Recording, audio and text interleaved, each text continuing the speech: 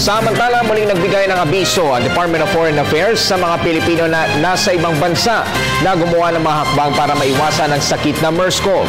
Ito ay matapos magpositibo ang Pinay nurse na galing sa Saudi Arabia sa naturang sakit. Samantala, tinanggap naman ang kagawaran ng suhestyon ng gawing mandatory ang testing para sa MERS-CoV at tatalakay nila ito sa kanilang interagency meeting kasama ang Department of Health. Batay sa tala ng World Health Organization, sa Saudi Arabia at UAE ang may pinakamaraming kaso ng naturang sakit.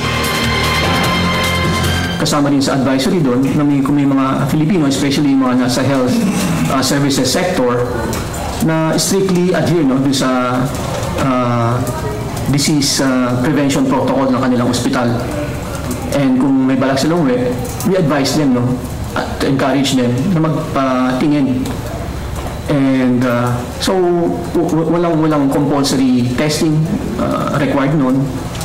And up to now, siguro interagency meeting, we discuss with the other concerned agencies kung anong next best step na gawin, kung pwede nang i-require itong testing.